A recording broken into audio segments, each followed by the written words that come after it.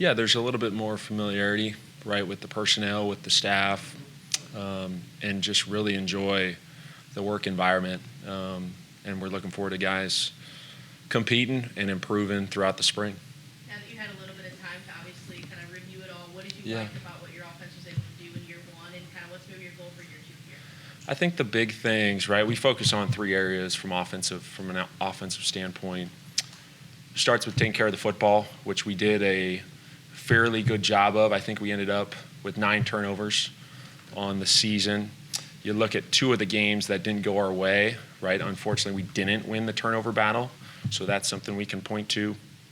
We got to continue to find ways to be explosive. That was something that I thought was a strength. And from a scoring, right? Scoring wins games. We got to do a better job. I got to do a better job calling plays within the red zone. And we had a ton of opportunities down there. We just got to focus on scoring touchdowns instead of field goals. How do you replace what Cody gave you, not just on the field, but in the locker room? That's a tremendous challenge and something we're going to work through throughout the offseason. Really see it as there's a lot of opportunity. And that's not just only in the running back room, because from a leadership perspective, Cody did a huge amount for our program. What have you seen from Brady this offseason as he gets ready for this season? I think there's a subtle, right, comfortability in terms of what we're doing, confidence, and at the same time, a urgent enjoyment within this process. And he knows the areas that we got to improve offensively. When you're scouting for running backs, what are some of the key attributes that you're looking for, and how did that get you to? Yeah, I think you just look at the production. Right, those guys from a production standpoint, efficiency, explosive plays, those are things that, right, players not plays. They've done it at a high level, and finding guys who find their way into the end zone. So both those guys did that at a high level. I know yesterday Eli was talking about in that wide receiver room, complacency versus competition. You know, when you have as much depth as you do in that room, how would you like to see them attack that? You said it, attack it every day throughout the spring. Number of guys had a good amount of production last year, but last year. We got to move on from that. And a huge piece is just competing and improving right across the ball with the guys in your room and really pushing their personal best. Everyone's personal best is a little bit different. Guys who've been here for 3 years, 4 years, their personal best should be a little bit higher than maybe someone who's been here 2 months. When you've got an experienced group like you have with the past team, how do you work through just where to find areas of improvement and not try to get too nitpicky at this? Yeah, we were just watching some third downs from last season. I think it's looking at the efficiency, right, the production, hey, what's explosive, what really fit our personnel. That's an ongoing process, right? We did that last year within spring ball. You do it in fall camp, do it on the bye week, after the season. So that's always an evolving process that we're going through. How big is it for you that the staff is fully back offensively and the same guy? That's exciting, right? I think you look at where we're at right now, we're a little bit farther ahead. That doesn't mean we jump over here. We still got to go back to the basics and from a fundamental standpoint, make sure we're sound. And hopefully over time, we go a little bit further faster. Obviously, getting the first few weeks of working with, Corey, how have you liked how he's kind of meshed with all this staff? Yeah, he fits in very well. I've tremendous amount of knowledge, and so I've asked him some questions about different things I see from a defensive standpoint, and just looking forward to working with him. When you're entering with Sam Horn, obviously going through Tommy John surgery, is your plan right now to kind of see how Aiden Glover and Jared Blood progress, or would you like to start scouting some maybe potential replacements? No, those guys are going to get a ton of reps, right? And that's going to be an awesome opportunity for those guys. We're there for Sam, right, going through this experience. And you look at the other quarterbacks, there is no better way to get better at the quarterback position than live, right? 7-on-7, team, learning through experience, good and bad. Not only you being back, but Brady and so many guys coming back. Is there even more you can add to what I mean? I'm sure you had the entire playbook in by the end of last year, but now can you evolve and maybe do a little more even? You said it, evolving, catering to our personnel a little bit still, right? Ongoing process that you go through.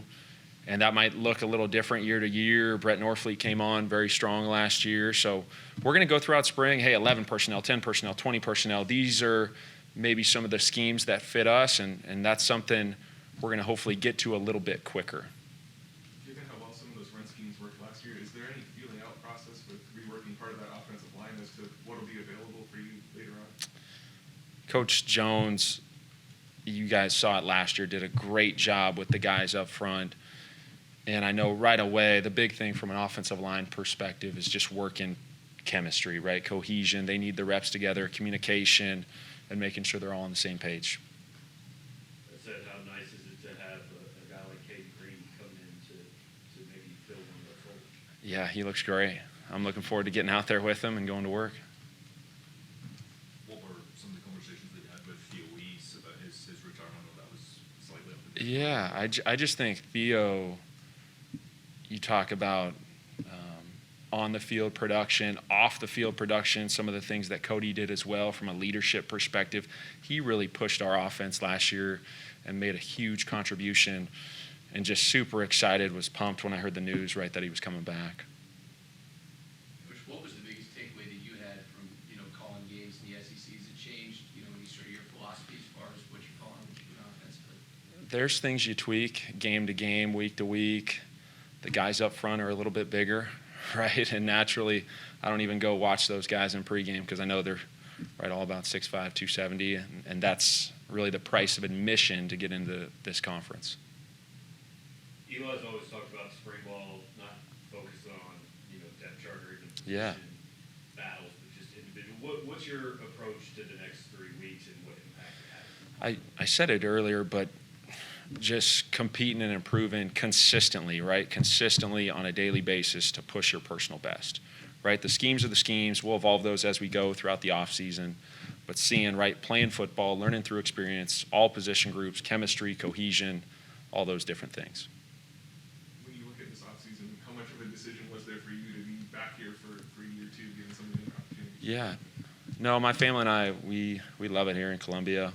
Obviously, tremendous staff that I get to work with on a daily basis, great group of players coming back, and just looking forward to getting to work. Can you take us through kind of the process of talking to Eli and how this came about, how long it took, all that? Yeah, I mean, you go through the process. It happened pretty quick once we kind of got connected. Had an opportunity to visit with them on a couple occasions over the phone, a couple of times. Met in person a couple of times, and then just kind of worked through and saw that there was a alignment. And from there, I mean, obviously the opportunity to be here was awesome. Have an opportunity to get back into this league is something that we as a family really looked forward to.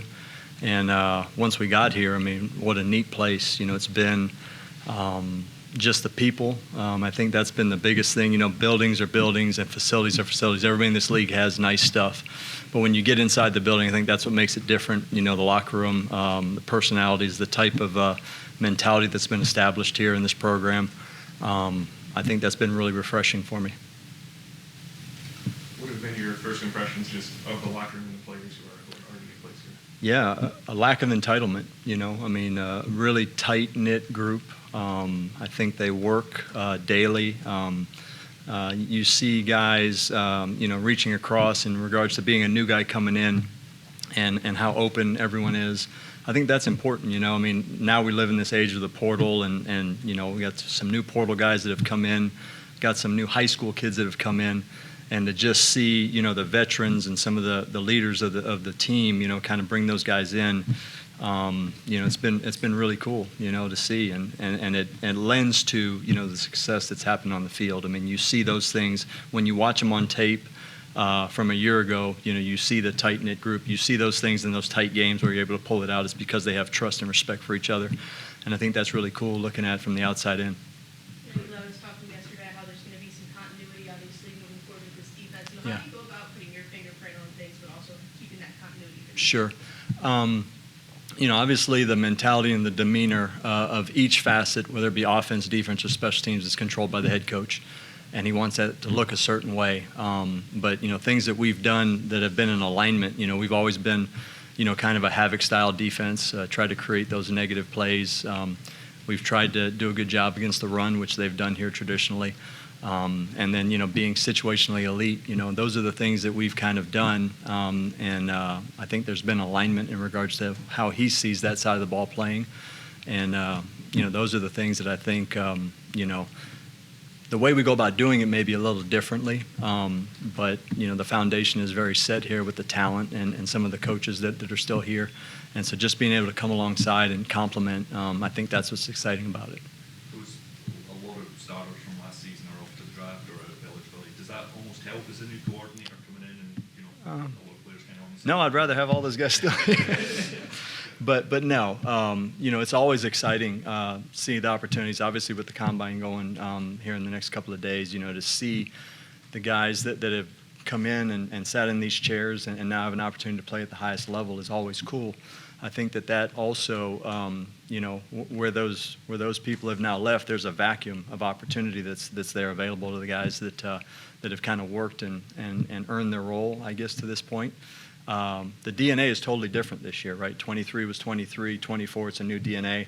People have different roles, different opportunities, and I think that's what's exciting, and that's what's exciting about this spring opportunity today. Kind of day one of establishing what that looks like, what it feels like, and the new roles that people are going to try to move into. So it's always opportunities for growth, and that's kind of what's really cool about this. What's been your process of trying to get to know these guys? Is it watching every down they play? Do you have one-on-one meetings with guys? All of it, yes. So the first day we got here, made a point to sit down and visit with every guy on the defensive side of the ball, and sit down and just get to know them, right? Because that's what it's about. It's about, figuring people out, building that trust, because from trust comes respect. From respect, you can start building on that. So, I think it was really important to come in and get to know these people. Tell me about where you're from. Tell me about your family. What are your aspirations? What do you want out of this opportunity? And then obviously, with the rest of the staff, it's getting in there, watching the tape, analyzing the schematics of it, but also, looking at the talent and then the new players that are coming in. You're looking at, film from high school, whether it be high school or colleges, and trying to, put it all together. But it's been really neat. You meet with the guys and you kind of get a sense of that. But then you get out in the weight room and you see them move and you see them do things, with your live eye, and the coach's eye part of it takes over, and you can see that and you can feel that. And so, you start moving people into positions where you think they maybe can fit, schematically, and that's what it's about. You got 15 opportunities to get guys in position where they can be the most productive they can be with the skill set and where they're at in terms of their knowledge of the game. And so today's day one, so that's what's really cool. During those conversations, getting to know these guys, has there been a handful of guys that kind of jump out that hey, that's a guy these other guys will follow? That's yeah. my guy. Yeah. I don't know about specific players. I think it's just been, buy-in in general, in regards to, this is where we're at. Or each individual, this is where I'm at individually in regards to my growth and my process. And being able to show them, through conversations, through watching on them on tape, hey, these are specific things that maybe fundamentally you can do. And that's what spring's about, right? It's not about scheme. It's about teaching the fundamentals and getting better at the fundamentals. And then, the scheme and the game planning, that'll come. There'll be time for that. But right now you have 15 opportunities to practice, to individually work in those opportunities to, get the most of your ability where you're at. And then, refine those things. And try to get the fits and try to find the best place for these guys in regards to where they are from a schematic standpoint, strengths and weaknesses, and that's kind of where we're at right now. So that's what, like I said, today's day one of that evaluation process. I know it's a little early to talk specific scheme, but Eli mentioned yesterday making the switch with one of the edges to a joker role. Can you walk us through a little bit of just how Sure. that position operates and kind of what you look for with that? Sure, yeah. So we have more of a traditional defensive end, that goes to the field. And then we have a guy that's more of a hybrid role, and that's kind of what we've been able to do. It lends to some multiplicity. But again, you always play to your strengths, and so of these opportunities in the spring, you try to figure out who can do what, and put them in those positions. And so I think that having that opportunity at that position gives you some flexibility, maybe some guys that maybe aren't size parameters what you want, but maybe athletically can do some things. And if you have enough guys that can do that, then it makes sense to go down that road. But yeah, being able to differentiate the field end from the boundary end is just kind of a silo where we put guys, and then that's kind of a starting point, and then you kind of figure out where they fit from there. Yesterday they mentioned that Jamarion Wayne was switching positions to corner. Yeah. That's like his second or third position Yeah. change. Was that something that was your idea? You mentioned trying to find the right fit for Right. people, or was that something he presented you with? Yeah, I think everyone's constantly being evaluated in the program in regards to where they can bring value to the organization. And I think that when you look at those position moves, going into spring and then coming through spring, I mean, that's constant flux, right? Whether it be, position from defense to defense, whether it be safety to corner, corner to safety, linebacker to D-line, receiver to corner. I mean, those are the things that you do in the offseason. And so I think that obviously a guy that's been in the program that shows some value, has some athleticism, it's about, trying to find pieces that can contribute, and maybe now that, spring is here, that you have those opportunities to look at them. So that, that's pretty common this time of the year, and that won't be the last of those probably. You mentioned kind of getting together with Eli. How did you know him before this? What's the Right. connection? Yeah, so we go back a ways. I was at Arkansas State on the way out with Coach Freeze, and then Eli was coming in with Gus. So that's the first time I met him. This was probably back in 2011. And so, being in the South and some of those recruiting areas, you'd meet people, you'd bump into people and those type of things. And we've had a casual relationship up until that point until it got to now. And so it's always been exciting, It's been really neat seeing, kind of that growth and what he's been able to do in a short period of time at this program. Obviously, knew what he did, at Appy State that one year, and then being at Boise, I'm a West Coast guy, so being able to see some of the things that he's been able to do in some of those stops and being as productive as they have been was something that you always kind of admired from afar. And so now excited to get an opportunity to work with him and kind of figure out, some of the ways that he's had success, and learn from that as a new head coach.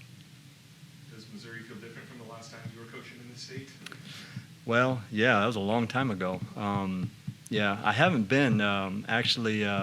Miss V, she was at Central Missouri for that. I was there for 6 months. It was kind of wild, but yeah, it was 27 years ago, and drove through here. I recruited St. Louis at the time, so kind of knew Columbia and all that stuff. But yeah, obviously, this wasn't what it looked like 27 years ago. So yeah, it's always cool, to kind of see the growth and potential of places. And obviously, when you play in this league and the competitiveness of this league, it requires, some of these things. And we're blessed to have, a beautiful facility like this. But yeah, quite a bit's changed in that period of time. Well, I'm going to ask you to go back further. Then, obviously, over the last few years, there have been some players come out of Hawaii and come here. So I'm curious. I don't know how long you lived there after you were born, but what was your intro to football, and what was football in Hawaii like at that time? Yeah, I mean, it's culturally it's important, right? It's a warrior background, warrior mindset, and it's much like the South in regards to you just grew up playing football, and my dad was a college basketball coach. Can't play hoops at all, horrible at it. So you kind of just do the things that you have some success doing, and so. But yeah, growing up on island, I mean, that's kind of what you did. It was, it's kind of, I wouldn't say mandated, but I mean, everybody does it, and it seems like from a background standpoint, it fit into the culture of the place. And so there's no, it's not a surprise the production that they've had in regards to, you look at per capita NFL players, small, tiny island, small population base, but the amount of players that have been able to do it. And now you look even further west to the American Samoa, Tonga. You look at those guys coming over to the States and being able to pick up the game pretty quickly. I think that it goes back to that warrior ethos that our culture kind of is based on. How we doing, everybody? Ready to go. Well, I'll just go ahead and start and just say, obviously, we're extremely excited to get going with spring football. It's always a fun time of year. It's my favorite time of the year. Certainly with in coaching is to be able to get on the practice field, get that daily interaction and with our guys, and certainly is one of the main reasons why I coach and do what I do. So certainly excited to have the opportunity to get back out there, and obviously the 70-degree weather in Como in February isn't bad either. So with that, I'll open it up to anybody. You excited or sad that this is your first year without Harrison? No, I mean, obviously Harrison was a tremendous player, an outstanding kicker, outstanding person. It's look, I mean, we have spots that and guys we have to replace all over the field and all over the team, and so we feel like that's why we recruit and bring guys in, and I really think that Blake Craig is extremely talented, and look forward to seeing what he can do. It seems like the times last year, Blake Craig and Harrison were obviously together a lot. It seemed to form a bit of a relationship. Are there any similarities in personalities? Are there any similarities in their style that you've seen so far?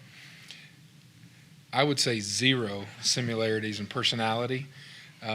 Obviously, yeah. I mean, I think no different than any other freshman when they come in. Usually they kind of gravitate towards one of the older guys in their position group, in their position room, and I think you saw that with those two as well. And obviously, Blake had a tremendous amount of respect for Harrison and what he's done, and his resume obviously speaks for itself. So, I think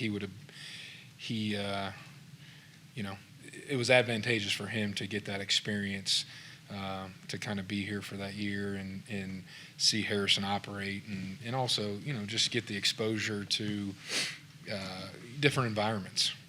Not only Fro Field on Saturday, but the different road games and places we got to play. I mean, that's invaluable, and that, to be honest, was all by design.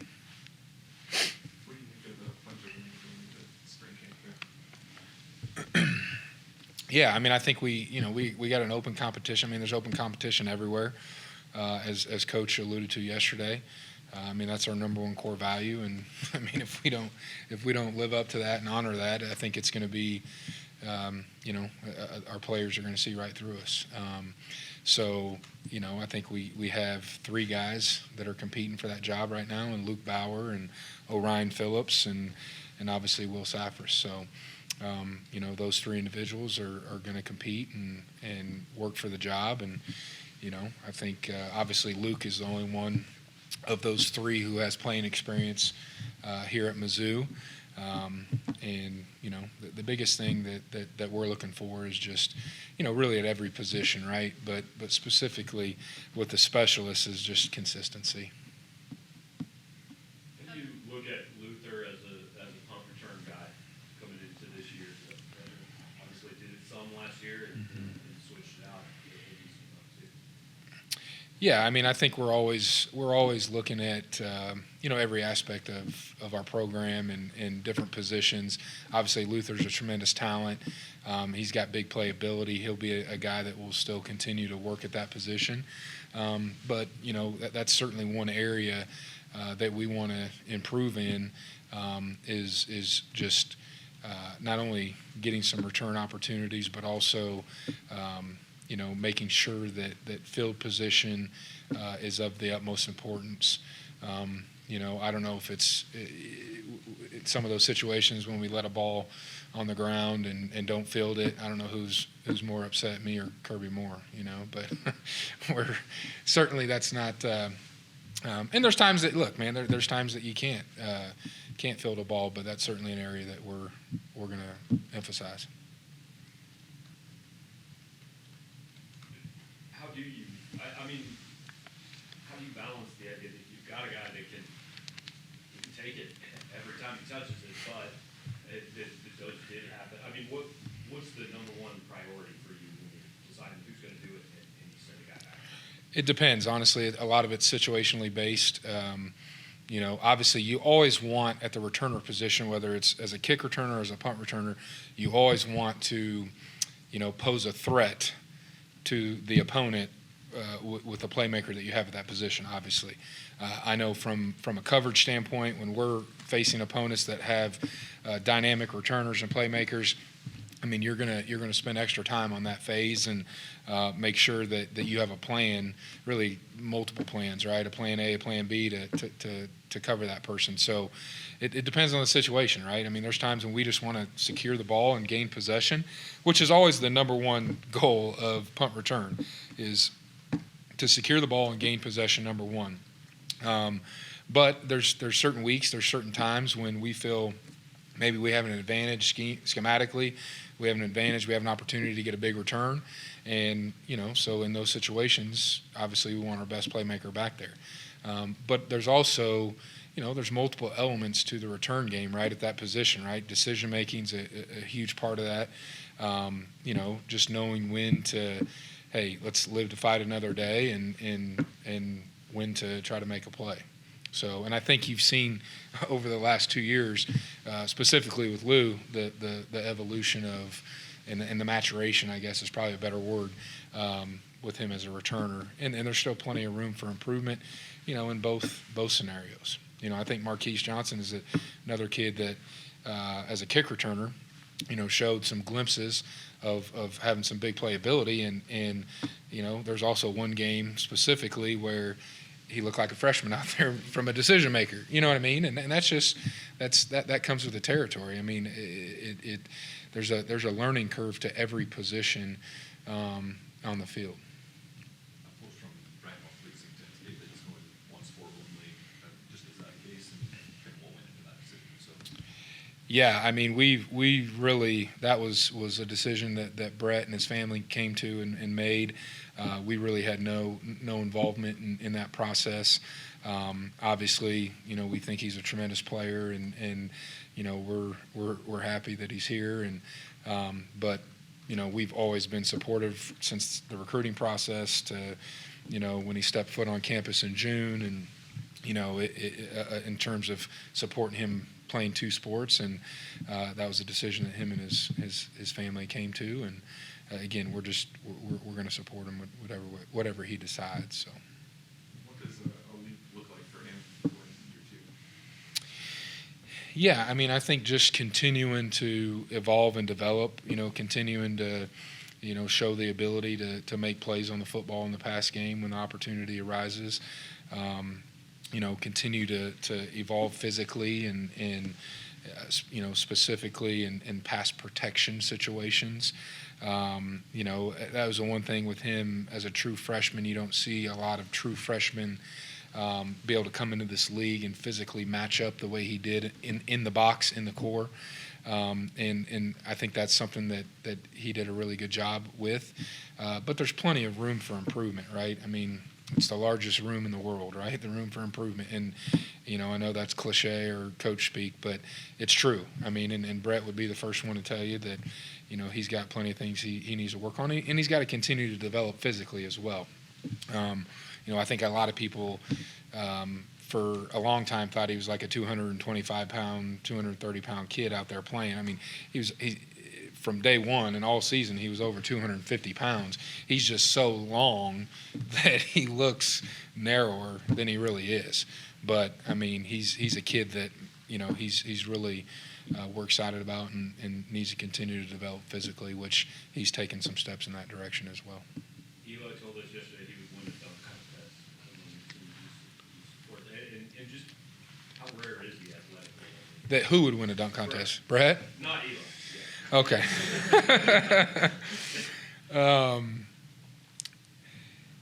Boy, that's a great question. He is definitely athletic, but I'm not sure he would win a dunk contest in the tight end room, to be honest.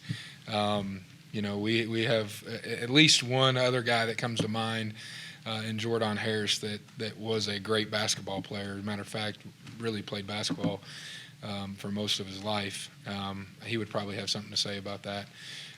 But yeah, I mean, Brett's one of those guys, I think, just athletically that, he can pick up a golf club probably and hit the ball straighter than I can. And I've been playing for however many years. Not that we get to play much, but just anything he touches, right? He's one of those type of athletes. I think he's grown up around sports and playing. Always had a different ball in his hand and that type of kid. So yeah, he's certainly athletic. You mentioned Jordan. What's the step you need to see out of him? Yeah, I think honestly along the same lines as Brett, right? Just continuing to evolve physically. Really continue to refine his game and improve and expand his game in the pass game, routes. Obviously also blocking in the core. He's another, again, both freshmen that were physically really showed signs of matching up and being able to, play and withstand a season in this league. And obviously he didn't get as many snaps as Brett, but he's a kid that we're certainly excited about and just needs to continue to improve in really all phases, all aspects. The thing with Jay, though, is he did play a lot in the kicking game, as a true freshman as well. So, but yeah, we're excited about both of those individuals and just seeing the progress that they make, and there's certainly plenty of room for improvement.